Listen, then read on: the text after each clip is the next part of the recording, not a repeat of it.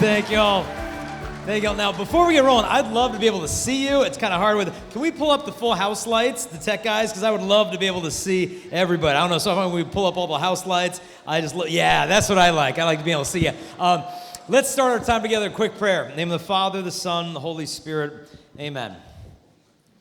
Jesus, today we pray for the gift of purity so we can be free to love. We entrust our time together to Our Lady as we pray, Hail Mary, full of grace, the Lord is with thee. Blessed art thou among women, and blessed is the fruit of thy womb, Jesus. Holy Mary, Mother of God, pray for us sinners now and at the hour of our death. Amen. Saint Joseph, pray for us in the name of the Father, the Son, the Holy Spirit. Amen. To get started, I need a guy volunteer from the audience. And good, brave guys. I don't know, like we're getting a lot of, well, he's raised his hand. Give him a hand, come on up here. He's a willing victim. Come on down here. Come on, oh, great thing. Come on up. Now, what's your name? Adrian. Good to meet you, Adrian. Now, Adrian, do you know what this talk is about? Love or lost? Yes. So it's like a dating relationship, chastity thing. So we got to cover issues like how far is too far to go with the girl on a date, and stuff like that. So Adrian and I, he and I are actually going to show you guys how far is too far to go on a date, okay? So he's excited. Yeah, you are. So in order to do this, I'm going to be the guy, Adrian's going to be the girl, okay? So Adrian and I, we decided to go for a date, right? So we go for a date at the Grand Canyon. So let's say the canyon's here, and I start to think, now, how far do you think I'd get my beloved here to the edge of the Grand Canyon without actually throwing Adrian off the Grand Canyon? Now, there's only one way to find how far you can go, so I've got to pick you up into my arms, all right? So hold on, this is your left hand. Then you just hold on. Oh, shit. Now, let's see now, how far can we go to the edge? Let's find out. Let's see. Can we go further? Not good. Okay, he says he's good. Come on, a little further. No. Should I drop him? Yeah, no. We'll drop you. Take a seat. Give him a hand. Good job, Adrian. Thank you very much. Good sport. Good man. Now, what's the point of that whole dumb thing? The point of that is this. No guy is going to go on a date with a girl thinking about, how close can I get to killing her? I mean, you don't ask the question, but when I was in high school, this is the question we had about girls in religion class. We'd be like, well, how far can you go with the girl? Can we do this with her? Can we do that with her? Our school would give us these sex talks, right? Where someone gets up there and they'd be like, sex is bad, sex is dirty, you're gonna die. And it was shame, it was guilt. All they try to do is scare you, and it was useless. So we'd walk out of these talks thinking like, what? All God cares is making sure I go too far with the girls? But to prove to you, God's got a bigger plan, I was in Boston, met a guy named Kevin. He fell in love with a girl, they decided to get married. They go to church getting ready for the wedding. The priest is going through their paperwork. He said, hey, look at that. You guys got baptized in the same church when you were babies. They're like, oh, that's cool. We didn't know that. He looked closer. He said, yeah, you guys got baptized on the same day in the same church as babies. They went to their parents' photo album. Sure enough, found a picture of the two babies getting baptized together years before they'd ever meet again. So you never know what God's up to. You might be sitting right next to your future spouse right now, huh? Yeah, not everybody. Sorry. Yeah, sister's taken. One spouse per person. Now, I didn't think God had some big plan for my relationships. So the relationships I got in tended to be very physical, very fast. I remember in high school, I hooked up with this girl and we're doing stuff and came to the point and I had to ask myself, well, should I give this girl my virginity? And I thought, well, I've already known her for 3 days and I could hear this voice in me that said, Jason, this gift is not for her, it's for me, please wait for me. And we cooled things down, I was able to hold on to my virginity. And for people who are virgins, I say, good for you. I've got right here what's considered to be the most comprehensive sex research ever done. It's about 700 pages. And what they found here, this is page 503, is that people who get married as virgins have a divorce rate that's about 70% lower than those who won't wait for marriage. Now, some people think, well, that's great and all, but look, I'm not a virgin. Or I had my virginity taken from me. Does that mean I'll have a messed up marriage? If you're like me, you're so sick of all the divorce. We were at a high school in Washington. After the talk, a year 11 student came up. He said, Jason, I know what you mean about divorce. He said, Jason, my dad is on his 9th marriage. The boy was 16. He's watched his dad get 8 divorces. Nobody in here wants a divorce, but how are you going to stop it? I'll suggest one thing, and that's if you hope to get married, that means you want to promise somebody, I'm going to love you and honor you all the days of my life. Okay, today is the day of your life.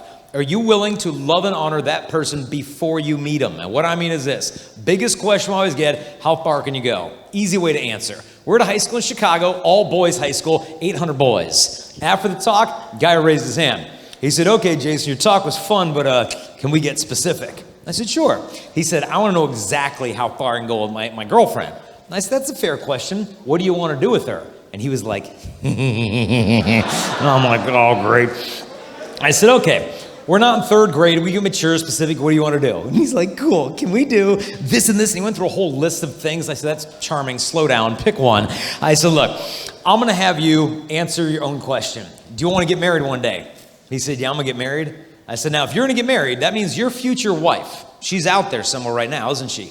First time ever, he thought about his future bride. And he said, yeah, she was out there. Cool. And I go, but let's say she doesn't live here in Chicago. Let's say she's where I'm from at the time, California. School's getting out right now. She's coming home from class with her boyfriend, who's a guy you're never going to meet. And he's got his arm around your future wife. And he's saying, baby girl, I love you so much. Your eyes are so beautiful. You're amazing just the way you are. And she's like, oh, you're so sweet. And he walks her home and he sits her on the couch. He's like, hey, baby girl, you feeling fine? Because you looking fine. You know? And she's like, stop. And I said to the guy, I was like, man, I'm like, you know what's going on that couch with Mr. Riz. You know what's going on right there. And the guy's like, I know. I'm like, that guy is emotionally manipulating your future wife and doing some sexual thing with him, trying to make her think that if she gives him that, he'll like her more when he's just using her more. I go, does that bug you? And he's like, I don't know. I'm like, you don't know. That guy doing that with your future wife doesn't bother you. He's like, well, the guy next to him in class is like, I'd be ticked off. And he smacked him in the head, and I broke him up. I said, look, if you don't want somebody else doing that with the person you're going to marry, just set the same standard on yourself. And this is not some condemnation of any of us. It's a calling to real love. I'm not going to stand in front of the guys in here today and be like, you have to be like me.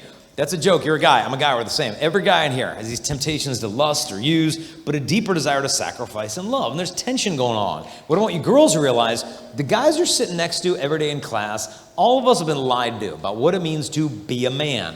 We're supposed to learn about manhood from our dads. But girls, think about it. That some of us haven't even seen our dad since we were 3. Even if you have a great dad, we've still been lied to about manhood everywhere else. Being told, you want to be a man today? You got to get some of the ladies. If you get some of the girls, you're the man. Everything's about sex. Basic message is if you're still a virgin, something's wrong with you. But then if you're not a virgin, it's kind of late for you. It's too late. It's all you ever hear. And it gets old because even as guys, we do want love. But we get lost trying to find it. But God offers it. In the Bible, there's one passage guys have to know to love the women.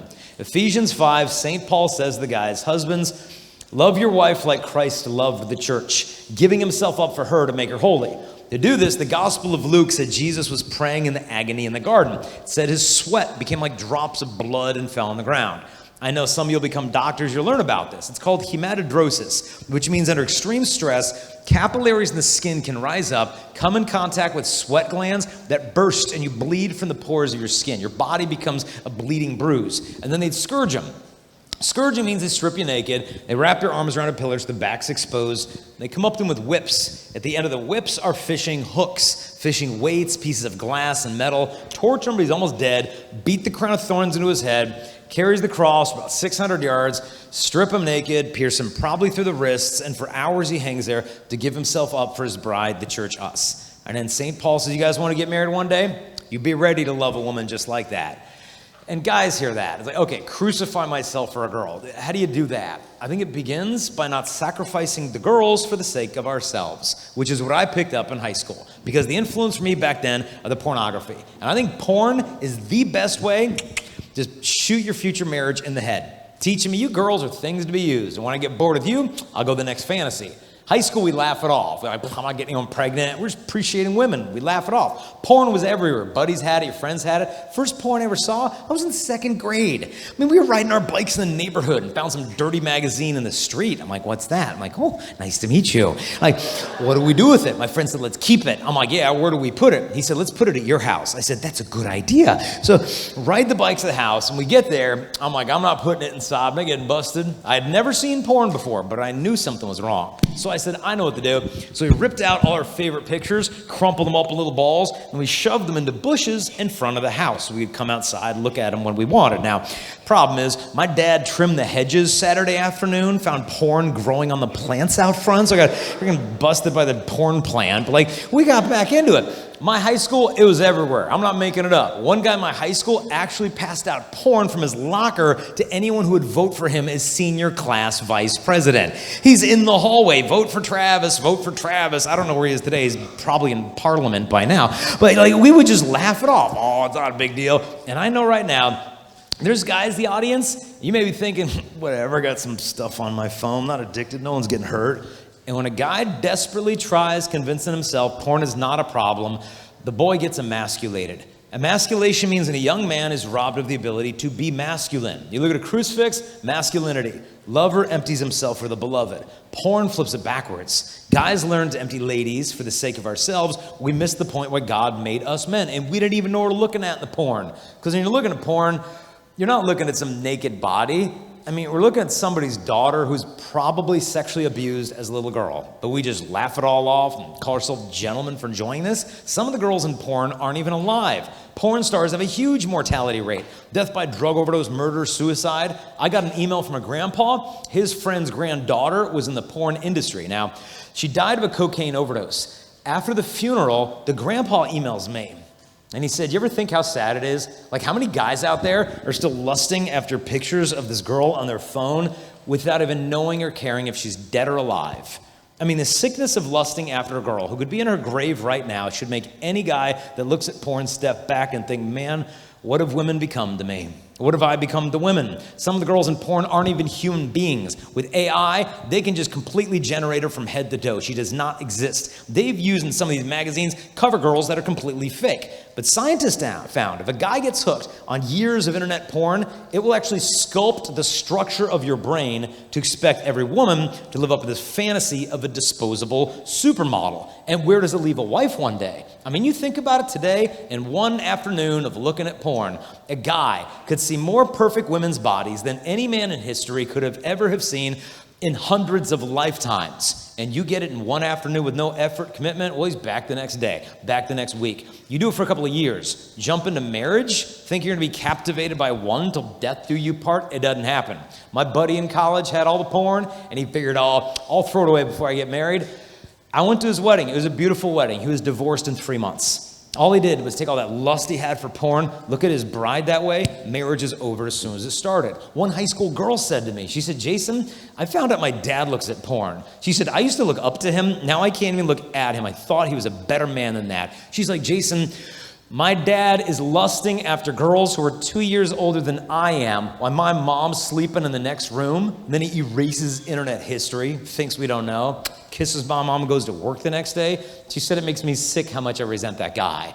Every guy in this room knows right now that is not the husband I'm gonna be. That's not the father I wanna be. I'm not gonna be some 30-year-old porn-addicted dad who's gotta slap his laptop shut when my 5-year-old girl comes in the room because she can't see what dad's seeing. It's not the father I'm gonna be.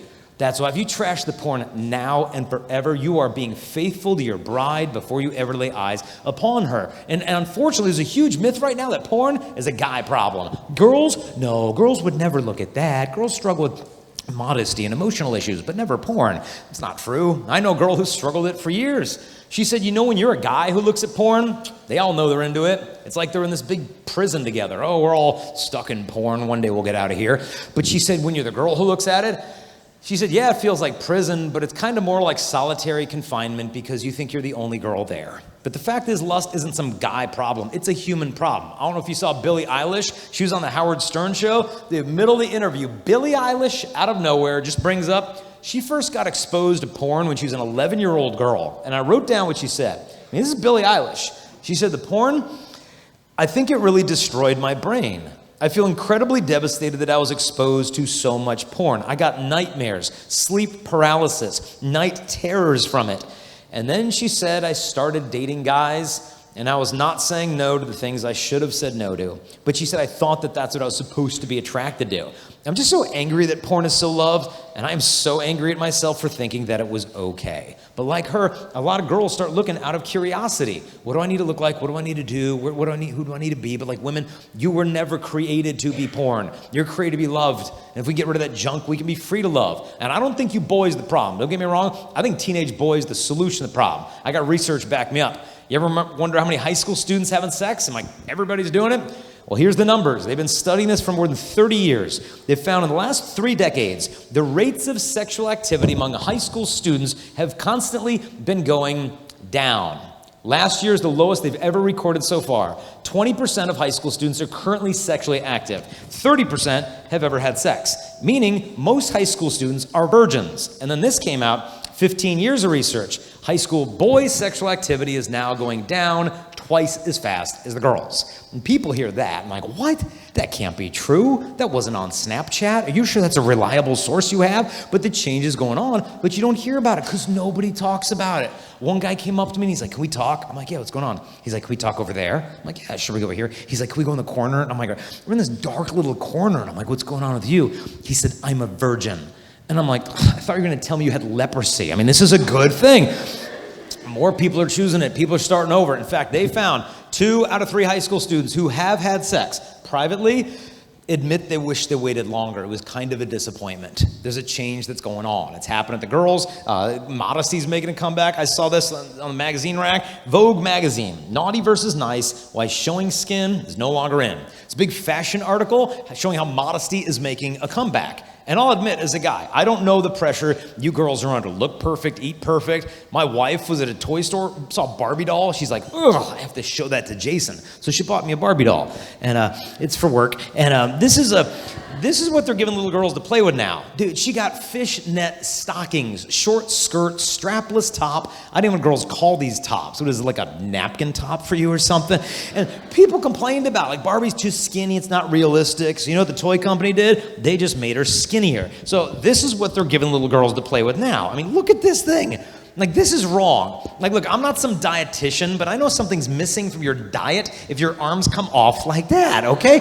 And girls, you've been told since you've been wearing diapers, behold womanhood. You too can be a woman, okay? So for dinner tonight, you can have a grain of rice. For dessert, you can have an ice cube. Not too many, go straight to your hips. But as long as you girls look like that, man, you're gonna be loved. And you know it's a joke. You understand it's fake. Like, you don't understand. Like, it's all fake. Cindy Crawford is a swimsuit model and a model for Revlon makeup. Revlon thought she was a little too fat for them, so the computers, they made her arms skinny in their advertisements. Like, real womanhood isn't shown to you. It's shown to you as beer commercials, telling you your body, it's disgusting. Hate your body, hate yourself. And a girl's desire just to look pretty. You look at some magazine, you think, well, I look like her, I'm sure I'd be loved too. But girls, think about it. The women in the world who have the most perfect bodies, do they have the most perfect relationships? No, they often have the most messed up ones. Think of the people you know who have the most perfect love. Do they have perfect bodies? No, they're like 80 years old, overweight and wrinkly, but they have love because the perfect body doesn't get you perfect love. But you see the image and you think, if I look like that, I'd be loved. And it sounds like it makes sense. What happens is this. Girls, look, we love you, but we're different than you when it comes to sexuality. We get seduced differently. I think a lot of girls today are getting seduced through their ears like a boy gets seduced through his eyes. Girls often get seduced by what they hear a boy telling them. Oh, baby, I've never felt this way about a girl before. Oh, really? That doesn't work with the guys. We don't get seduced that way. We get seduced through the eyes. Perfect example. I'm eating dinner at a restaurant, Chicago. I walk in the guy's bathroom. As soon as I walk in, there's a massive photograph of 5 women's sexy legs. First thing I thought is, I wonder if I go in the girls' bathroom, kind of peek in the ladies' room, is there going to be like a massive photo of 5 men's bare legs in the women's bathroom? Probably not. In fact, I think it's your phone. We should get some of the guys together after the talk today. Let's get a big photo of your hairy legs. Let's stick it in the girls' bathroom back there. What would happen when girls walk in? They'd be like, ah, they'd vomit. But why? I mean, aren't the guys cute? Well, they are, but it's different. Look, if a girl doesn't understand the differences, you watch what happens. She starts hiking up that skirt, showing off a little belly button. She thinks her outfit's cute. He's not looking at your outfit. if it's her sexual value that brings him to the girl, what do you think he wants to get to know about her? Her intelligence, personality? He wants to get to know the body. If she gives him access to the body, thinking this will make him like me more, usually what happens is a guy gets bored because he loses respect and he moves on. And she's left there thinking, well, maybe if I was skinnier, he would have liked me more. Maybe if I just did more with him sexually, he would have stayed longer. And look, guys get used too. Pressure goes both ways. And with modesty, I'm not saying I want you to look frumpy. I don't want you to show up at some high school dance dressed up in some big moo-moo, and some boy you like sees you and he's like, hey, modesty. Wow. You look ravishing in your potato sack tonight. Stay home. No. You don't have to look all frumpy. Just look classy. Just take the beauty of being a woman, use it. Teach boys about your dignity. Because for me, I didn't even know how to treat a girl till I dated one in college who dressed modestly. It was captivating. You could take her seriously as a woman. She wasn't trying to make boys stare at her body parts. She could have dressed like, hey, boys, check this out. But the way she dressed is like she's saying, boys, frankly, I'm worth waiting to see. And you will not lift the veil over this body until you lift the veil over my face. And I'm telling you, respecting that girl is automatic. Now, you deserve respect no matter what you choose to wear, but you have this God-given power, not only to turn the guy's head, you have the power to change his heart. I saw it in Texas. I met this beautiful newlywed couple, deeply in love. When they first met, the girl was all big into chastity. The guy was the total opposite. Mr. Pimp Daddy, sleeping around, looking at porn. And they met. He was infatuated with her. Never met a girl like this. The virtue, the character, the class, she had it all. So he starts hitting on her. Now, she thinks it's a joke because she knows who he is. She's like, oh, now you want to date a girl like me? And he's like, yeah, why not? What's got to happen? She said, 3 things need to happen. He said, okay, what is it? She said, step number 1, you need to ask my father permission to date me. And he's like, that's kind of old school, but I'll do it. Fine. What's number 2? She said, I want you to read this 500-page book on chastity and the theology of the body. 10 days, he read the whole thing. He said, I did number 2. What's number 3? She said, number 3, okay, you may not kiss me until the day you lift my veil on the altar as my husband. She just wanted to see if he was willing to sacrifice because she would not give away her kisses freely. And he said, okay, sign me up. And he dropped his entire old way of life only to become worthy of this one great woman who's now his bride. Now, girls, I'm not recommending you go off and date Mr. Snoop Dogg hoping you're going to be the Messiah, but the fact is you have power. Question that remains, what are you going to do with the power? Because look, at the end of the day, you will never convince some boy of your dignity till you first convince yourself. And here's the proof. We're at a high school, Louisiana. Picture this, a gym filled with 1,400 girls, not a single teenage boy. I said, girls, the boys aren't around. So how many girls, be honest with me, how many of you think that if you really met a guy today who had self-control, he was a gentleman, pure in the way he talked about girls and treated them, how many think finding that virtue of chastity in a boy today, that'd make him undeniably more attractive to you? 1,400 girls put their hand up. I said, okay. Then I went next door to the all-guys school, 1,200 boys. I told the fellows of the girls said, one guy put his hand up. He said, Jason, I don't believe you. I go, no, I promise. All the girls have their hands up. He goes, no, I believe you. He said, what I'm trying to say is we don't believe them. I'm like, why not? And he's like, look, you're telling us they want us to be all innocent and pure, but they're going to dress like that at our dances. They're going to dance like that at our dances. You're telling me she wants me to treat her like a princess, but they're going to act like that on the weekends? He's like, we don't take them seriously. They don't take themselves seriously. And I'll grant you, girls, look, it's hard to find modest outfits. You're going to buy some fancy dress. Everything they sell you now is low cut, bare belly, bare back, some slit up to your armpit. I know it isn't easy, but girls aren't helpless. And girls are like, but Jason, if I can't be sexy, how can I get his attention? Can you flirt? It depends. Flirting means different things. Flirting for me, when I was in 2nd grade, if I liked the girl, just throw a rock at her. It's oh, she's hot. Here, watch. I'm popping. Now she likes me. Yeah, she has a concussion. Okay, that's her problem. But Now, girls are different. Girls flirt like this. When you girls are in 4th grade, this is how you'd flirt. Don't even act like it didn't. 4th grade, you'd see a cute guy. You'd be like, oh, he's so cute. And you get in the huddle with your girlfriends. It's like a team effort. It's like, he's cute. What should we do? And they all start plotting together. And the first girl's like, let's give him a note. Oh, that's brilliant. Get out the paper. Do you like my friend, whoever? Yes, no, or maybe. It's like a survey. He's got to check the box. Then you commit. Then what happened? You girls got 6th grade. Then you get more sophisticated. You see the cute guy. Oh, you're cute. What should we do? Your friend's like, I know. How about when he's leaving class, I'll shove you into him. Oh, that's good. Shove me into him. Yes. Yeah. Some of you apparently still doing this. But You guys see the girls hitting each other, laughing. Reason girls think it's so funny. This is what girls talk about when they go to public bathrooms, like 30 of them at a time into the bathroom. Dude, they have couches in there half the time. They probably got like drawing boards. You shove them into this locker, I'll come around the back. It's sick and wrong. I was at World Youth Day in Sydney once a year. I saw 4 girls come out of one porta potty. I'm like, that's not even sanitary, but you gotta do what you gotta do. Then what happens? Girl gets to what? 8th grade high school. Basically, as soon as you become a woman, the world will tell you, ladies, look, now that you become a woman, you got something the boys like now, better than your old notes and games. You've got that body. You can give it to the guy, he's gonna like you more. Now, girls always begin with this idea. Okay, let me get this straight. So long as I'm technically not having sex with him, I'm being good. So hooking up and making out, that's not a big deal. Doing this with a guy, well, as long as I love him, it's not a big deal. Why not? Well, because those other girls are worse than I am. And when it's all said and done, the girl convinces herself this priceless gift of her body is just not a big deal. Something starts to die in the girl. She could go from boy to boy to boy, never sit still. By the time she gets to college, she got no clue who she is. She defined her whole identity by the boy she's clinging to. And she thinks she's in love with him. But she's probably in love with the fact that he makes her feel wanted when she doesn't even want herself half the time. But she's afraid of being alone, so she settles for hooking up. But something dies in her. I read about a guy sleeping, his dog's barking. Guy came in the backyard, his dog's barking at a bush. And he's like, dude, it's a bush, shut up, go to bed. Goes to sleep.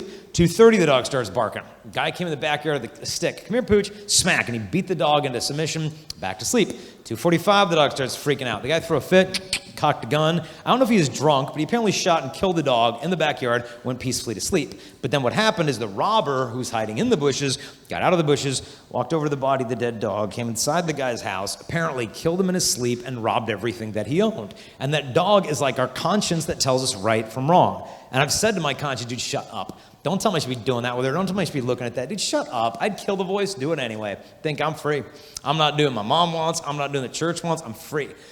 But then I always think afterwards, yeah, you're so free, you can't even say no to it anymore. You're so free, how come you're empty afterwards? You're so free, how come you can't look her dad in the eyes whenever you go over her house? That's freedom, and it leads to the point where a girl will think, Jason, you got cute stories and all, but you don't get it. Like, look, Jason, I'm not a virgin.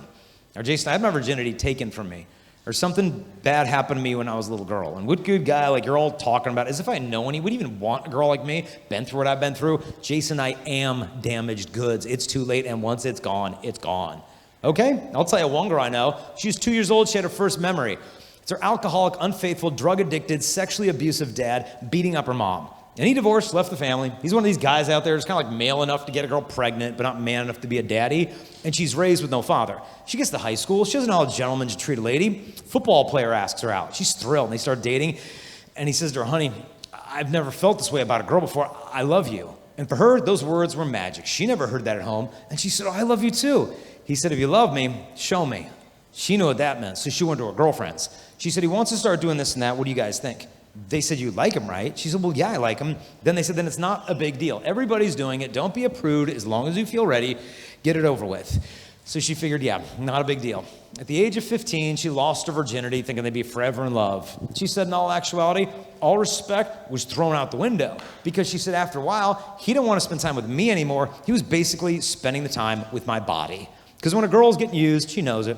She tries to distract herself, but she knows that there's no peace. He lost respect for this, or fight more, because whenever they're together, that's all he wanted. And she'd give him sex for the sake of feeling love. He'd just give her love for the sake of getting sex. Eventually, they broke up. And she said, I will never forget the day he walked away for the last time. She said, all I could think is that guy's leaving with something that never belonged to him, and now I'm never going to get it back. I'm not a virgin anymore. What's the whole point? I'm waiting for marriage, kind of late for me. Sort of cycle, these relationships. She got to be a year 11 student on campus, biggest stud at school, asked her out, captain of the basketball, football teams. And he said, I've never felt this way about a girl before. I love you. She said, I love you too. He said, if you love me, you'll show me. So she goes back to the girlfriends. She said, no, he wants to start doing it. What do you guys think? They said, look, let's set standards. Let's not sleep with our boyfriends for 6 months. If he can hold out without it for that long, then I know he loves me, then we'll sleep together. Now she looks back and thinks, 6 months? 6 months is the price that I put on my body? 6 months of his time, attention, phone calls, like that's love. So he held out for 6 months. They started sleeping together. Now he really lost respect. Started cheating on her, abusing her, physically abusing her, emotionally abusing her, telling her, girl, you're so fat, stupid, and ugly. Fat and ugly, the girl's a kickboxer. Voted the prettiest girl in the high school of 3,000 students, but he had her convinced she was fat and ugly. She was miserable. She said, those Saturday nights, all my friends would say, it's all fun and games. She said, you wake up the next morning, fun and games are over. I woke up hating myself. She said, I'd sit in my bathroom flipping over my pregnancy test, scared to death. But then I go to school all week with the biggest mask on my face. I'm so happy with my life. Put a mask on for my parents, one for church, one for the boys, one for social media, one for me, but I was miserable. Her mom found her birth control pills in her purse. Said, you're going to a chastity talk. She said, I'm not going to your dumb thing. I heard those before. Mom said, I don't care, you're going. Forces her. And I don't know who gave her the talk, wasn't me. But she said, that guy got up there, the 1 hour I sat still, everything changed. She said, the guy was honest, blunt, real. And he didn't judge any of us. But she said, it felt like he took my hand out of the audience and he walked through my whole life with me because he had done everything I had done, sex, smoking, drinking. But she said, he had something I didn't have and I just wanted it back. He wasn't ashamed of himself, living a double life. He had a backbone, confidence. I wanted it.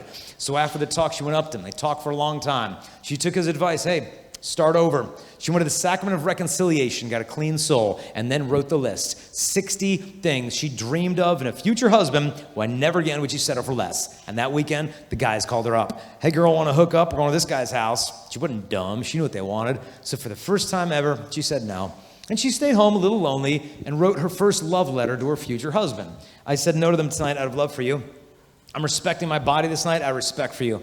I can't wait for the day we're going to meet. With all my hopes and prayers and dreams, she signs it. Next weekend, they called her back. Hey, girl, where you been? You trying to be too good for us? They tried to make her feel guilty for taking care of herself for once. She turned down again, another love letter. Every time she was tempted to go back to that life, she'd read the old letters and write a new one, and she got stronger. And the stack of letters got thicker and thicker and thicker. Now, why do you think I know all this stuff about that girl? It's because she's the girl who gave me every single one of those letters on her honeymoon when I married her. This girl was my wife, bride, mother of my kid. Thank you, bud. She deserves the applause, not me, but imagine if she had heard that talk in high school. What if she had just blown it off? Chastity, abstinence, too late for me. You think I ever would have met her? Do you think our marriage would exist? Do you think our beautiful little kids back home would exist? And it was cool. When we first found out that we were pregnant, like specifically her, you go to the doctors, do an ultrasound, see a little dude on the TV screen. First one, the baby's as tall as a grain of rice, and you could watch the heart beating. Most of the ultrasounds stink. You can't see anything. I'm like, is that his head? They're like, that's his butt. I'm like, oh, like his dad. But now they got these 4D ultrasounds. They can zoom in on your kid's face in color, live, 3D videos. They have videos now of kids who appear to be laughing at something in their mother's wombs. So we got one of my boy, Colby, and this is what he looked like taking a nap in my wife's womb 5 months before he's even born. It's like, do you get the point? My boy lives today. Because of a brave decision my wife made back in high school turned things around. And when we got married, yes, I was a virgin when we got married. And you couldn't pay me all the money in the world to give to anyone but my bride. Now, she was not a virgin, but she was worth waiting for, and she knew it. I would have waited for her until I was 50. She started over. In a lot of ways, I did too. We don't want to end up getting divorced, so we did things to decrease your divorce rate. First thing, we did not live together before we get married. Now, everybody's doing that. Now, you cohabit, shack up, move in, maybe get married. How are those marriages doing? Higher divorce rate. Then why do they do it? They say, we need to see if we're compatible with each other. Dude, trust me, if you're a guy and she's a girl, you are not compatible. You'll figure that out real fast in marriage. We get back from our honeymoon, she moves our junk in my bathroom. You know what happens when a girl gets in a guy's bathroom when you get married? It's called a hostile takeover, all right? Because like, guys' bathrooms are perfect. What do you have? Soap and shampoo. That's it. I mean, some guys don't even have that. And then she moves in. I counted one morning. She had 24 bottles of different things in the shower. It's like a chemist's lab in there. I'm reading them all. She's got like pumice foot polish. There's like exfoliating body wash with raspberry melon, apricot, Vegemite, whatever. I'm like, oh, it's salad dressing. She had one bag, it said lemon sage body butter. I'm like, dude, what do you do with that? I mean, guys aren't into this. Like, how many of you guys have body? Well, don't answer the question, but the point is that you're not gonna be compatible in marriage, okay? And that's because girls are weird and guys are entirely normal. And that's obvious, but think about it. Where does the word compatible come from? It's Latin, compati, which means to suffer with, okay? Lasting marriages are not because you fit perfect. It's because you show up and fight for marriage when it gets tough. And girls, think about it. Living with the guy who's not your husband is crazy. Because think about it. You girls go on one date with a guy and he's an absolute jerk to you. Breaking up is easy. It's one date. Okay, date a guy for 6 months to break up. Okay, that's harder. But now you sleep with him. Now you move in with him, and then you realize he's not the one for you. Imagine how hard it would be to let go when you've invested that much. Girls don't want to. They want to stay put and fix the guy. Her girlfriends tell her, can't you see he's got problems? She'll make excuses. Look, I know he's made some bad decisions and he's a convicted felon and everything, and his friends call him El Chapo. But he has a beautiful heart inside. It's like, quit dating your imagination. I mean, don't you ever marry someone hoping you're going to change them. The only reason to commit to someone is if you hope they're going to stay who they are. Because sometimes you can get so hung up on who you thought they were or who you hope they'll be that you're blind to who they are. And so first thing, we didn't shack up. Second thing, we didn't sleep together before we got married. If I had sex with Crystal before marriage, I'd be lying to her. My body would be telling her one thing. I've given myself totally to you. I'm all yours. But if I'm not her husband, the embrace of sex is a lie. And some guys will say to me, but what if it's not like that? Some cheap one-night stand, you're drunk. What if you really care about this girl? You both talked about it, you both feel ready. How come you can't sleep with her if you really love her? Really love her? What's it mean to love her? You do what's best for her. Really? Best for her to wake up tomorrow? Am I pregnant? Is my mom going to find out? I spoke at high school in Texas. They had 87 girls pregnant on campus. This did not include the junior high. Brought the number of pregnancies over 100. But here's the question.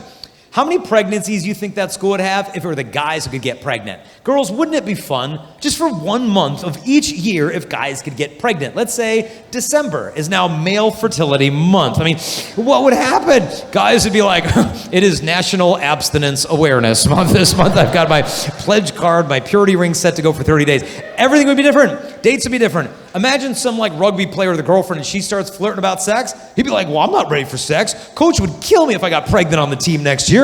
I can't run down the field like that. That's not gonna work. But he'll let her take the risk any night of the week as long as it's her future, not his. And some guys will tell me, oh, I'm telling you, I really love this girl I'm sleeping with. Look, if a guy loves a girl he's sleeping with, how come if they're in bed together at her house and her dad comes home, the guy will jump out of like a 5-story window rather than face the dad? This happened to my friend John in high school. He's over at my friend Michelle's house. They're up in her bedroom messing around. They weren't even supposed to be seeing each other. Her dad is supposed to be at work. He came home early, saw John's car out front, boom, busted around. They hear him coming upstairs. My friend John's freaking out because he's trapped. There's nowhere to go. He's like, Michelle, where can I hide? In the closet, the desk, in the microwave, where can I fit? And there's nowhere to go. And he looks, Michelle's bed, it's like 6 inches off the ground. So he's like, honey, I'm going under there. And he dives under the bed and he wiggles under the mattress. He's like, the bed's like moving up and down in his chest. And dad breaks the door down. Boom. Where's John?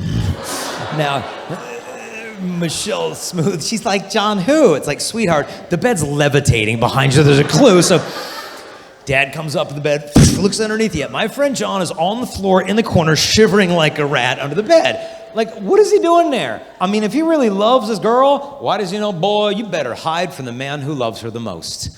Because he knows in the depths of his heart that this has nothing to do with love and sacrifice. It's about lust, pleasure. If it were about love, you know how proud he'd be to show the father how he loves the daughter. But as it is, he hides. But why is her dad like that? He's all uptight and protective. Because he's not naive. He knows the price she'll pay. Because look, man, sex is sexist. Girls always pay the biggest price. I mean, look at this. They studied here 10,000 girls. When a girl starts having sex, what happens in her life? They studied girls from the ages of 12 to 26. They found if a girl starts out having sex at 12 or younger, on average, those girls go on to sleep with about 21 different men in their lifetime. Start having sex at 13 or 14, you'll average 14 lifetime sexual partners. At 15 or 16, the average is 8. Numbers go down according to how long you wait. The sooner the girl starts, though, unless she starts over, she becomes more likely to have more breakups, STDs, out-of-wedlock pregnancy, become a single mom, live under the poverty level, have a divorce, have an abortion, be depressed, on and on. The longer the girl waits for sex, the happier her life will be. Now, this does not mean if you're not a virgin, you have a terrible life. All it means is how could a guy look at that and say, oh, but I love her enough, I can do that with her. Now, with Crystal and I, this is not why we save sex for marriage. Do you think we practice chastity because of this? It's like, well, honey, I'm afraid of increasing your rates of living under the poverty level, honey. We can't do that tonight. Now, the reason we waited is simple. It's because I love her, and love can wait to give, but lust can't wait to get. If you're sexually active right now or just doing sexual stuff, take it out. You'll see if it's real love. We did a big public high school in Michigan, 1,000 grade 9 students, 1,000 grade 10. After the assembly, a grade 12 student runs in, and he's all ticked off. He's like, dude, who told my girlfriend all about chastity? I was like, me. He's like, man, I go, what's the matter? It turns out he's in grade 12, his girlfriend's in grade 9, okay? Yeah, didn't have enough social skills to date a girl his own age, so he tries to go with the young ones. But what's the deal with you girls and older guys? Like, watch this. How many of you girls in here are 16 years old? Put your hands up. 16-year-old girls. Put your hands up. Hey, up high. Hi. How many of you girls are currently dating a 13-year-old boy? Oh, I'm proud of you. Now, he's 13 and a half. Now, how come girls laugh at that? But if a guy is older, she doesn't think twice. First reason it happens is girls mature faster than guys do. And I know you girls are thinking, well, that's a shocker. But think about it. Look at a 13-year-old girl. They get on the phone. I'm in a relationship where I can communicate about my feelings, my friends, and my shoes. Fine. Look at a 13-year-old guy. Dude, he's not there. He's not even close to being there. 13-year-old boys, they sit in the room by themselves. They're like, they make noises with my armpits. Fascinating. And that's fine. I still do that. But the thing is that 13-year-old girls get bored of the 13-year-old guy. But then along comes older guy, younger girl. First thing she thinks, oh, he's older than me, he's more mature, and he likes me. This is exciting. Little does she know, all the guys know.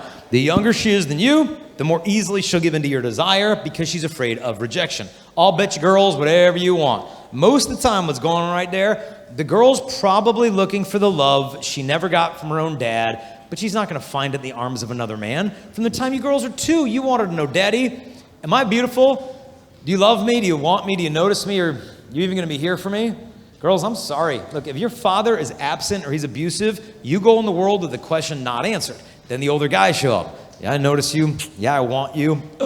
Feels like it's making up that missing love. I saw it one night. I'm putting my daughter Mary to bed. She's 5 years old. I'm kneeling next to her bed, just talking about her day, saying some prayers. I go to give her a hug goodnight. I want to go to hug her. She won't let go. A minute goes by, 2 minutes go by, dude, she won't let go. I can feel her little 5-year-old heart beating on mine, her breath on my cheek. I just give her a big squeeze and she let go. And she said, wow, Dad, that was a lot of love. I'm like, you bet, girl. Next night, I give her another big hug. She said, Dad, your breath smells like dead frogs. I'm like, can't win them all.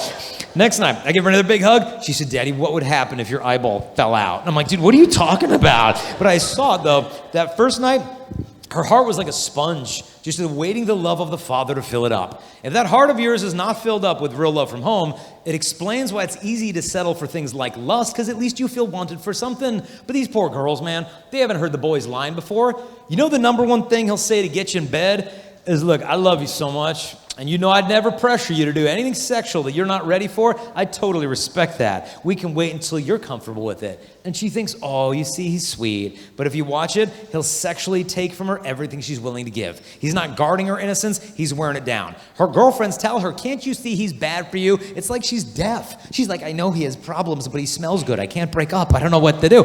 And she stays put. But when it is real love, it'll bring you closer to everybody who loves you. Family, friends, God. When it's not real love, get plucked away from all three. Remember that guy I ran in the auditorium?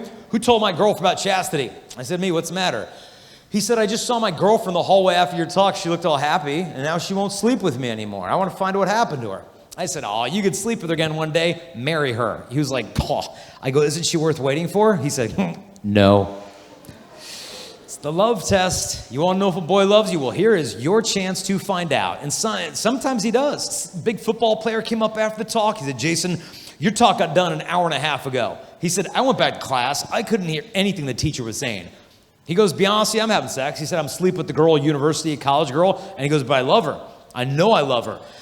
But I know we shouldn't be doing this stuff behind her dad's back. There's no honor in that. And he goes, to show her I do love her, this is what I did after your talk. And he opened up his notebook, showed me a piece of paper filled front and back with his handwriting. All said across the top was 100 ways to start loving Kelsey without having sex. He emailed me 3 days later. He said, I'm almost done to the 100. I'm going to make it 1,000. Thanks, this is going to make a difference. Imagine how strong his marriage is going to be one day if he knows 1,000 ways to love a woman before sex. Problem is, when sex comes in first, it covers up that absence of love that's simply never developed. And some guys will say, but girl, if you love me, if you really love me, you'd give it to me if you love me. Girl, if he loved you, he wouldn't be asking for it in the first place. And if you love him, you can't give him whatever he wants because you're afraid he'll get it from another girl. That's not love. That's insecurity. Love does not give people whatever they want. It's like I came downstairs looking for my kids once. I'm like, hey guys, where are you? Silence. And come on, it's not funny. John Paul, Colby, Mary, where are you? Silence. Now, when my kids are quiet, it means they're either sleeping or doing something illegal. Those are the only options you have on the table. I know they're up to no look good. I look in the kitchen, freezer's open, there's a gallon of ice cream missing from the freezer. I'm like, yeah, I know that is Colby. I know where he is. I go in the kids' playroom, we got a slide in there. Under the slide is a cave. I look in the cave, dude, sure enough, there he is. He's completely naked, eating a gallon of ice cream out of his lap. I'm like, El Gordo, give it to me. And he's like, oh, here comes Dad. And grab his fat little ankles. I'm dragging on his butt on the floor. He's still scooping it in, sliding on the floor. I pull it away. I'm like, give it to me. He pulls it back. He's like, you don't love me. I'm like, I don't love you. I'm like, dude, you're lactose intolerant. I'm like, boy, you'd be on the toilet for a week if I let you eat all that. Of course I love you. It's because I love you, you can't have whatever feels good. It's not good for you. It's the same principle behind chastity of love. Why do you think I waited 27 years for my wife? Love. You think we save sex for marriage because we're afraid of it? Oh, we can't have sex. We're going to get pregnant, die of an STD, and go to hell. We can't do that. No, it's not about obeying all the rules so you don't go to hell. It's about actually wanting heaven for the person that you love. And if you want to live this out, I would say, girls, take off after school this weekend. Go to some shopping mall. Why don't you buy a white candle? Let your husband light that on your wedding night as a sign of the purity you maintain from this day to the day he lifts your veil. I know a girl got one of those purity rings. Her fiancé proposed to her. She took off the ring, gave it to him. She said, I saved that for you like I saved myself for you. He thanked her for it, put it in the wallet without her knowing. He took it to the jeweler who was making his wedding band, had the jeweler melt the silver of her ring into the gold of his wedding band, and that's what he wears on his ring finger as her husband. You realize, girls, there's something greater out there if you wait. So from this point on, don't you ever be afraid. Some boy's gonna leave you unless you give him something sexual. Girls, you turn it around and you let the boy be afraid. He could lose you if he doesn't know how to respect you. And girls will say, but Jason, there's the problem. There's no good guys. I'm never gonna find a good guy. I'm just gonna grow old, be alone, live in an apartment with 12 cats and be miserable for the rest of my life. And girls just give up hope. 3 girls in Philadelphia came up to me. I'm like, Jason, guys are jerks. I'm like, no, there's lots of good guys. They're like, guys are jerks. And I'm like, whoa, issues. I said, look, are you dating anyone? And she's like, well, we're kind of dating. It's complicated. And I go, well, tell me about him. We talked for an hour and a half. She finally admitted, okay, he is a drug dealer. He swears a lot, drinks a lot. He's cheated on her, and her parents hate him, but I couldn't figure out why. Parents are so unfair. And then the next girl jumps in. She said, all guys are jerks. I said, no, there's so many good gentlemen. I meet them all the time. She said, they're all jerks. She said, we were at a party 3 weeks ago. These guys came up behind a girl, poured a beer on her head because she was a girl. 2 weeks ago, we were at the same party. They poured a beer on another girl's head. Last weekend, we were at the same party, and they poured a beer on another girl's head. See, guys are jerks. I said, what are you doing this weekend? They're like, we're going to the party. I'm like, yeah, wonder where your problem's coming from. That's why I begged the girls, set that standard high. Because if you have to lower your morals to find love, it is not love you're finding. I mean, you want love? You really want love? Grow a backbone. You know what it looks like? Perfect example. I read about a girl, true story, gets a text from some boy. This guy wants her to send him some revealing photograph of herself. And so he texts her, he's like, hey, why don't you send me a picture of yourself? And she's like, oh, okay, here you go. Click a selfie of her face and send him that. He got the picture and he texts her back. He's like, hey, I didn't mean a picture of your face. And she's like, okay, here you go. Click a selfie of her foot and send him that picture instead. That is the girl who's going to find real love. So you know, girls, if any guy ever asks you to send him a revealing photograph of yourself, ladies, I give you absolute permission to send him a picture of your completely bare hand waving goodbye to him. Is that as much flesh as he deserves to see, okay? A gentleman would never ask you for that picture or collect it or share it or give it. That is not a gentleman. That's a collector of child porn. Don't date these losers, and don't even date a guy who hides behind his phone to ask you out to begin with. Because if he can't face the fear of rejection face to face, he won't even break up with you face to face. We got to make relationships more human. And girls, help each other with this. Quit the gossip. Oh, you see that girl? She's such a slut because she did that, and she's a hoe because I heard she did that. I saw it on Twitter, so I know it's true. It was retweeted. Sources are verified. I'm like, no, sluts don't exist. I meet 100,000 students a year, and I have never met a slut. And you may be thinking, well, then you haven't met this girl yet. Well, perhaps, but I'll bet you I know the girl better than you do. You might know what you did with the boys, but do you know what's going on at her home right now? Do you know what happened to her when she was 11? Like, dude, you got no idea. Take the labels off. Nobody in here is perfect. Guys, where do you go from here? I think guys could have different reactions to this talk. First reaction, you can walk out of here, but what's the first thing you look at afterwards? We typically look at the other guys. What'd you guys think of the talk? I don't know. What'd you think of the talk? I don't know. What'd you think? Because look, girls, we want to impress you, but I'm sorry to break the news in high school. We're just more interested in impressing the other guys. Because until a man knows he's a man, he's always trying to prove he is one. So if I think degrading a woman somehow makes me more of a man, well, I'll do it to score points with boys because I'm kind of insecure. But what's needed with chastity is authenticity. You can't be one guy on Saturday night, a different guy Sunday in church. One guy in front of the girl's parents, and their backs are turned, you become somebody else. It demands you have no duplicity. New York, 3 basketball players came up after the talk, and I love basketball. We started talking. They're sleeping with all these girls. I said to him, how do you want some guy to treat your daughter one day? He goes, oh, we ain't having daughters, we're just having sons. I'm like, oh. I said, why don't you want a daughter? And he was honest. He said, I know what I'm doing to girls. He said, I'd kill a guy if he ever did to my girl one day. So that's the solution. Use girls and don't have a daughter? No, what's needed is authenticity. I saw it at a school. They had the best basketball team in the country. After the talk, the star of the team walks up, and he's almost 7 feet tall. And he walks up, he's like, yo, can we talk in the back? I'm like, yes, come with me. And I took his hand, and we went back here. And I'm like, what's going on up there? He said, look, be honest with you. He said, I've been with so many girls. I've done so much stuff. I knew it was wrong, but dude, she wanted it. I wanted it. Halftime I was drunk. I tried to blame it on the beer. He said, nowadays, girls around here, he said, they're worse than the guys half the time. You should see the nasty messages they're sending. He said, but after your talk today, man, it's different. I want to be faithful to my wife before I meet her. I don't want to get married and give her all these memories I have of girls I'm never going to see again when I graduate. But how do you start over when you've been where I've been? He said, when you're with the girl and she says she's ready for sex, how do you say no to that? I said, if she thinks she's ready for sex and she's not ready to be a mother, then she has no clue what she's talking about. Boston, 7th grade boy came up to me. Jason, my girlfriend and I have talked and we're ready. I'm like, but he's 12. I'm like, ready? Are you ready to be a father? He said, no, just for sex. So after explaining to him the shocking connection they discovered between the two, I said, look, you know I'm married, got a couple little kids. I go, you know you don't know about me? Our first baby's had so many medical problems. He's had to be in all these different hospitals. You know the first 2 years of being a new dad, I spent more than $30,000 in medical bills on him so I could have the best doctors taking care of my sick boy. And you got what it takes to be a good father? You ready for sex? He opened up his wallet, showed me his money. He's like, I have $5. I'm like, buy her pizza. I mean, if you love her, prove it. Is it easy? No, but let's be honest, guys.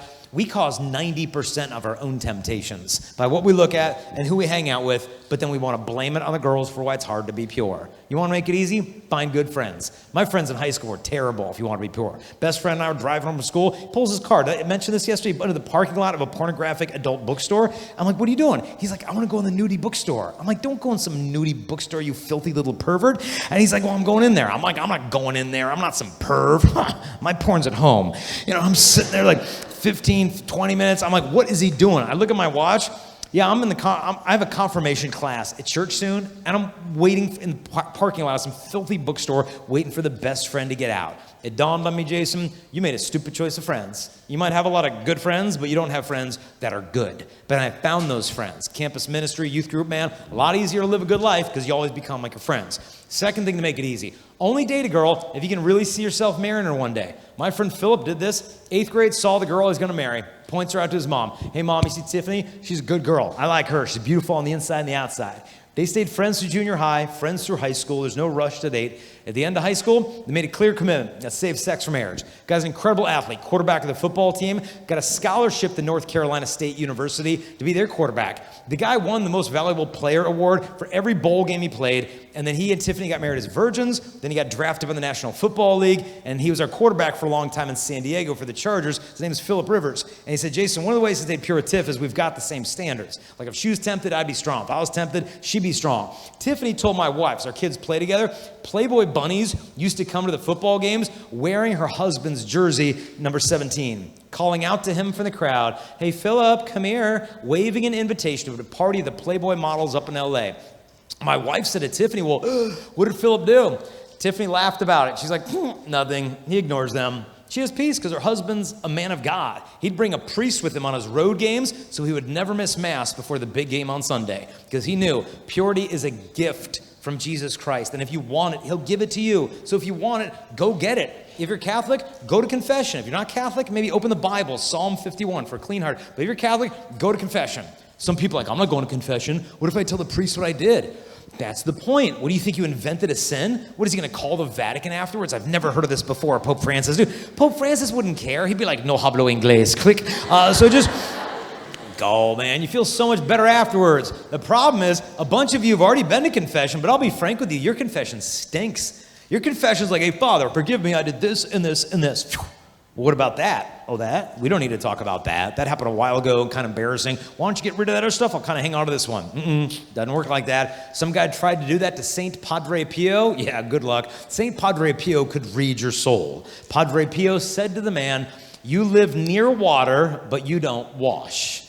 In other words, don't just go to confession, have a great confession, and go at least once a month. Second thing, never leave the Mass. My wife and I try to go to Mass every single day because every grace you need to love, you get from love himself. Never leave the bread of angels. Third thing was big for me was devotion to Our Lady, like the rosary. Because look, you look at porn, dude, it takes 5 minutes to look at porn. Honestly, feels like it takes 15 years to forget what you saw. So for me, it was devotion to Our Lady that kind of healed those memories and taught me how to look at girls again. And so to help you guys live out this lifestyle, we've got a couple things for you. One, there's a table down there that has free miraculous medals. If you want one, go get it. Also, there's books down there for sale. If you don't have money and you can't cover it, they'll cover them for you. Like for the girls, my wife's got this book for you called Pure Womanhood. In the middle of this book, my wife included for you girls her dump him list, okay? It's like 16 things. If a guy has any of them, you just say goodbye, don't let the door hit you where the good Lord splits you. So that's in there. Then we also did this one for the girls called How to Find Your Soulmate Without Losing Your Soul, 21 Secrets for Women. The first chapter is a list of top 10 guys to avoid. So it's like a manual on how to avoid losers. And so this one's for the girls. And then people are like, where's the book for guys? Guys don't read, okay? So here's the book for the guys right there. It's like 30 pages, larger print, bring crayons. So that one's for the guys. But guys started bugging me about that. They're like, oh, that's funny. We're literate. We want book. And so I thought, oh, okay, well, what do we write for the guys? And then it dawned on me, dude, I know what the guys want.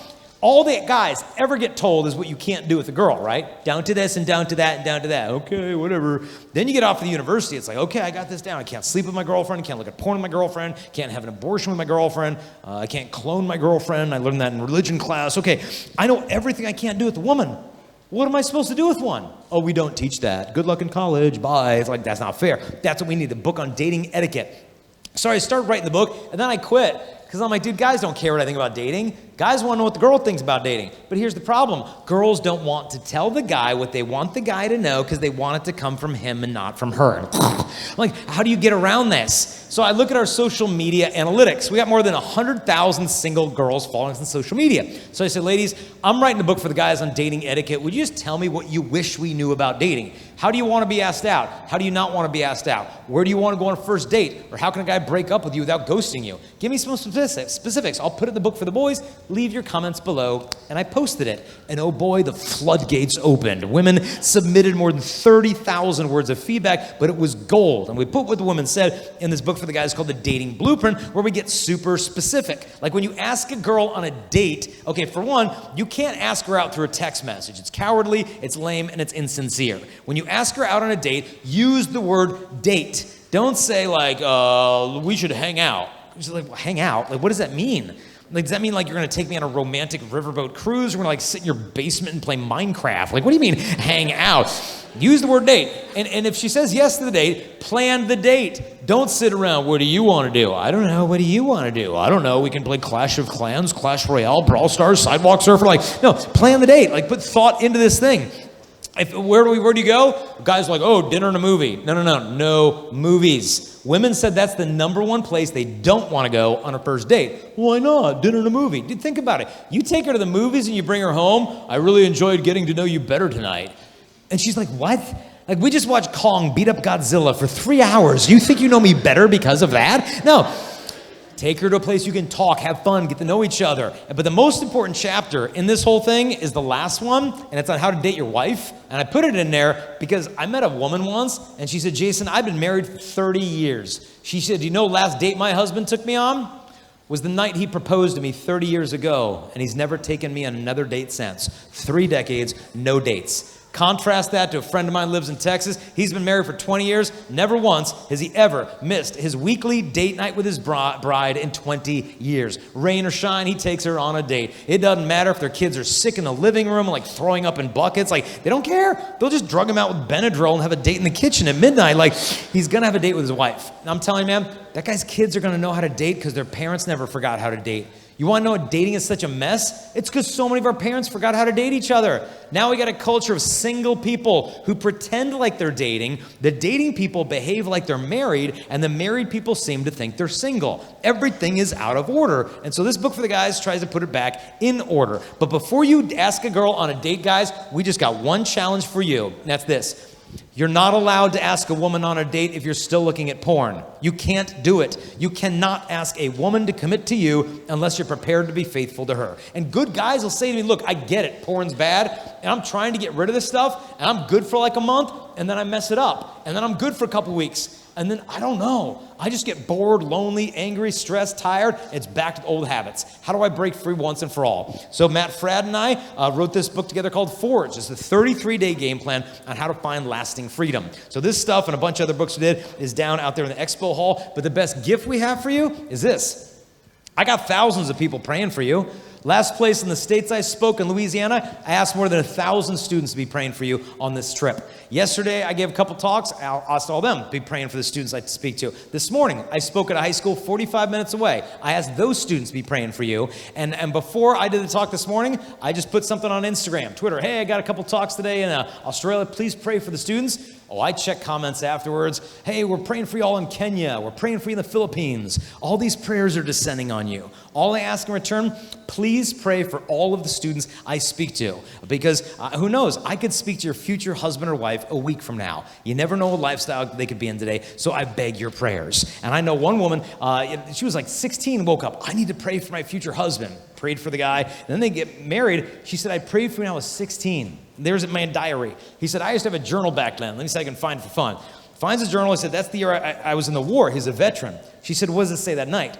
He said, honey, the night you prayed for me is the night the enemy troops came across our lines. They slaughtered almost every man in my platoon, and they spared me. So, thanks for your prayers. Prayers are good. So I beg your prayers. And I know today, I said a lot to y'all about future husband, future wife. Some of you are being called to a higher vocation, priesthood, religious life. Don't be afraid of that. If God gives you that calling, he'll actually give you that desire. He'll give you peace. So don't be afraid of it. Some of you may be thinking, but Jason, your whole talk today is all boyfriend, girlfriend, husband, wife. What about homosexuality?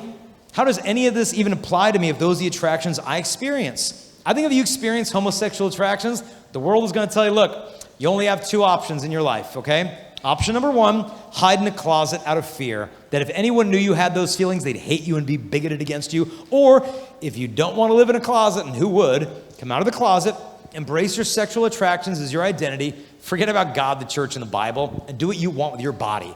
Gay pride or gay shame, what's your pick?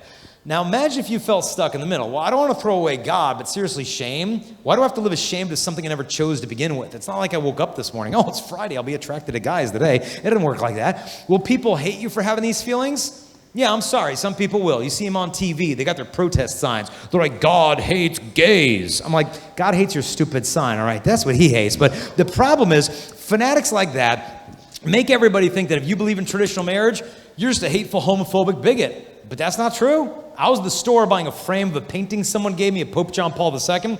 I put the painting down, and the guy looked at it, and he's like, oh, Pope John Paul II. He said, I used to be a Catholic boy, but the church doesn't want me anymore.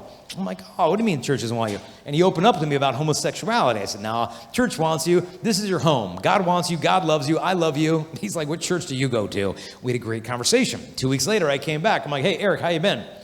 He said, you remembered my name. I said, yeah, how are you? And he said, you know, okay. And we started talking. 10 minutes in the conversations, I start turning red, and this tear just came down his cheek. He said, can I hug you? I said, absolutely. He came around the counter. I gave him a big hug. My son, John Paul, was there. I'm like, John Paul, give him a hug. My son's hugging his leg, and I was hugging him. And I was driving home thinking, okay, what is it in the conversation that hit him like that? And I think what it was is that I did not tolerate him. I just loved him enough to tell him the truth. Look, bud, your sexual attractions like mine are not our identities. If anyone in the world defines their identity by who they're sexually attracted to, life will get confusing real fast. Because what would happen to me? Tomorrow afternoon, I fly out of the Sydney airport. What if I see some stunningly beautiful woman in that airport who's not my wife? And I'm attracted to a woman who's not my wife. Is that attraction my identity? Nope. If I see some pornographic billboard and I think she's pretty, is that my identity? No. If you experience homosexual attractions, your identity is that you're a beloved son or daughter of God, but you're living in a culture that wants you to sexualize your identity like it's sexualizing your deodorant and Doritos and cheeseburgers, like everything is sexual now, and it's crazy. I was at a hardware store, they had a magazine. It says if you buy the magazine, you'll learn blueprints to build sexy shutters for your house. I'm like, stop. Like, I don't need sexy window treatments. I mean, could you imagine if you're home this afternoon, your friend came over your house and they're walking through your kitchen, they're like, whoa, you have really sexy shutters. You'd be like, you're a really weird friend, but this is what's going on. Your identity is being sexualized. Your products have been sexualized. The new casualty, friendships are getting sexualized. You ever notice if like two guys hang out a lot, people get suspicious? You guys are hanging out a lot over there. Are you guys having a bromance? No, we're having a masculine friendship. Well, I've never heard of that before. Sounds suspicious to me. And to me, the biggest key is this. Attractions are being over-sexualized. All over the world, students are coming to me, and a girl will say something like this. Jason, I'm really confused because I think I'm straight. My friends think I'm a lesbian, so I'm concluding that I'm bi, and I'm trying to figure it out. And I'll be like, well, what's going on? And she'll say, well, the school I go to, the boys are really perverted and immature and gross. But there is a girl on my campus, I come alive when I'm around her. And she's beautiful and funny and smart. My friends are telling me there's a girl crush and we should experiment. I don't know what to think. I said, look, I don't know if no one's not told you this before.